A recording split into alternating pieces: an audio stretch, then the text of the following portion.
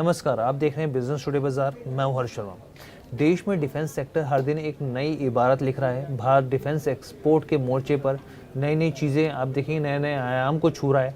आप जानना नहीं चाहेंगे कि आखिर डिफेंस स्टॉक इतना क्यों भाग रहे हैं, इसके पीछे की वजह क्या है, कौन से ऐसे डिफेंस स्टॉक है जहाँ पे आगे भी कैलिबर दिख सकता है, और खासकर प्राइवेट सेक्टर में काफ़ी हम देखें धीमापन दिखा है डिफेंस सेक्टर से जुड़ी कंपनियों में। क्या वहाँ पे भी तेज़ी आएगी, तो वहाँ पे कौन से स्टॉक्स हो सकते हैं, सब चीज़ों पर हम लोग ध्यान देने की कोशिश करेंगे इस वीडियो में। लेकिन यहाँ पर समझने की सबसे पहले ज़रूरत है कि क्या नए अपडेट निकल कर आ रहे हैं यहाँ पे। तो देखिए, भारत तेज़ी से मेक इन इंडिया के तहत देश के अंदर ही खतरनाक हथियारों को तैयार कर रहा है। भारत रक्षा क्षेत्र में पहले से काफ़ी ज़्यादा आत्मनिर्भर और ताकतवर हो गया है। आप देखिए, मैं आपको कुछ आंकड़े बताता हूँ। पिछले एक साल में भारत से 21,000 करोड़ से ज़्यादा के डिफेंस साजो सामान दूसरे देशों को बेचे गए हैं, यानी कि एक साल में 21,000 करोड़ के हथियारों का एक्सपोर्ट किया गया है।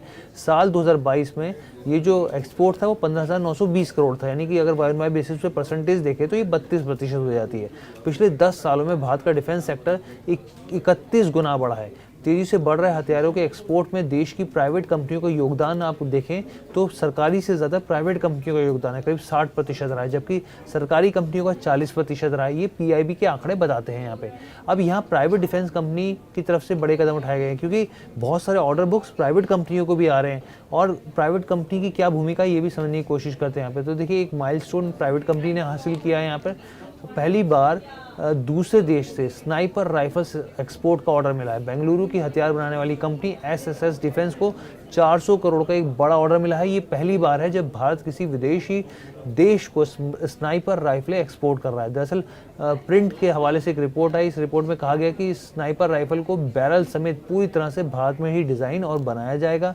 दिलचस्प बात यह है कि सिर्फ राइफल ही नहीं, बल्कि इस निजी कंपनी को कई देशों से करीब करीब 5 करोड़ अमेरिकी डॉलर के वैल्यू के गोले बारूद को भी सप्लाई करने का ठेका मिला है। अब यहाँ समझने वाली बात यह है कि निजी कंपनियां खुद भी ग्राहक ढूंढ रही हैं। जी हाँ, यहाँ पे देखिए, सरकारी कंपनी को तो सरकार की तरफ से ऑर्डर मिल जाता है, लेकिन कई बार दूसरे देशों की तरफ से भी ऑर्डर मिलता है, लेकिन जो निजी कंपनियां वो भी बाहर से ग्राहक खुद से ढूंढ रही हैं। भारत सरकार तेजी से इसको मंजूरी दे रही है। विदेशी मांगों को इन कंपनियों तक पहुंचाने में इसमें काफ़ी बड़ी भूमिका है सरकार की। भारत का जो सालाना रक्षा उत्पाद है वो 2023-24 में रिकॉर्ड ऊंचाई पर पहुंच गया, जो कि लगभग 1.27 लाख करोड़ रुपए है। मेक इन इंडिया कार्यक्रम नए आयाम छू रहा है।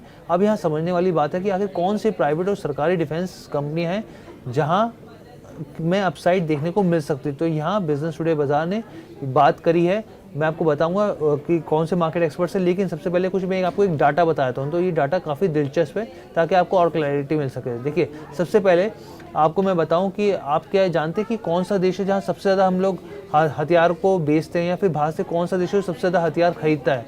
तो उस देश का नाम है यहाँ पे म्यांमार। म्यांमार को हम सबसे ज़्यादा हथियार बेचते हैं। भारत अपने एक्सपोर्ट का 31% म्यांमार को एक्सपोर्ट करता है। उसके बाद श्रीलंका आता है, फिर यहाँ पे मॉरिशियस आता है, यानी कि 3 देश जो टॉप 3 में हैं। मैंने उनके नाम बताया। अब ये भी जान लीजिए कि भारत कौन से हथियार सबसे ज़्यादा बेचता है। इसमें नंबर 1 में क्या आता है, तो जो सबसे ज़्यादा अगर भारत हथियार बनाता है उसमें जहाज़ है। जी हाँ, शिप बनाए जाते हैं। करीब 61% कुल एक्सपोर्ट का हिस्सा शिप में जाता है।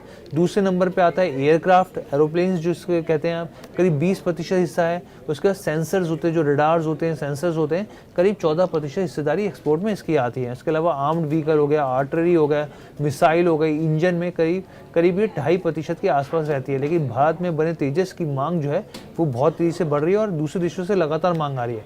अब ऐसे में प्राइवेट सेक्टर और सरकारी सेक्टर में कौन से ऐसे स्टॉक है जहां अपसाइड दिख रही है, इसके लिए बिजनेस टुडे बाजार ने बात की मार्केट एक्सपर्ट राघवेंद्र सिंह जी से। सुनिए उनका क्या कहना है।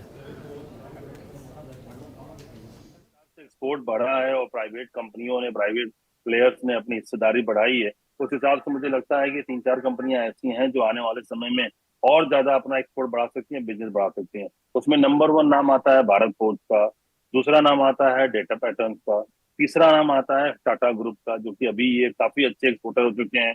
तो ये जो 3 कंपनियां हैं जिसको कि हम देख रहे हैं कि ये कंपनियां, आप देखिए इनकी बैलेंस शीट में, इनकी ऑर्डर बुक में day by day, year on year, quarter on quarter सुधार हो रहा है। और जिस हिसाब से ऑर्डर बुक बढ़ रहा है, मुझे लगता है आने वाले समय में सबसे बड़े बेनिफिट इनको ही मिलने वाला है।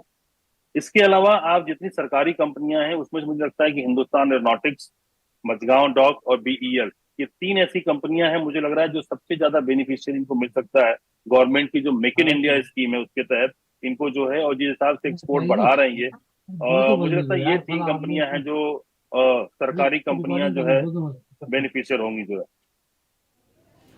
तो देखिए साफ तौर पे प्राइवेट और सरकारी दोनों कंपनियों के बारे में राघवेंद्र जी ने चर्चा की, डाटा पैटर्न से लेके यहाँ पे उन्होंने ये बताया बेल भारत इलेक्ट्रॉनिक्स जो सरकारी कंपनी है, इन तमाम तरह की कंपनियों में इनको अपसाइड दिख रहा है यहाँ पर। और भारत फोर्ज जो बाबा कल्याणी की कंपनी है, और भी जो बेसिकली 2 से 3 कंपनी उन्होंने बताई। तो ये हमारी कोशिश थी आपको बताने के लिए कि ऑलरेडी जो डिफेंस के स्टॉक्स हैं उनमें अच्छी खासी तेज़ी देखने को मिली है, लेकिन कौन से ऐसे स्टॉक्स हैं जो प्राइवेट सेक्टर में भी आगे उठ सकते हैं, जिनमें कैलिबर दिख रहा है। तो यहाँ पर राघवेंद्र जी की अपनी राय थी। हाँ, यहाँ पर हमारी तरफ से कोई भी खरीदारी की सलाह नहीं है। तो ये ओवरऑल वीडियो आपको कैसी लगी आप हमें कमेंट करके ज़रूर बताइएगा। बिजनेस टुडे बाजार के साथ जुड़ने के लिए धन्यवाद।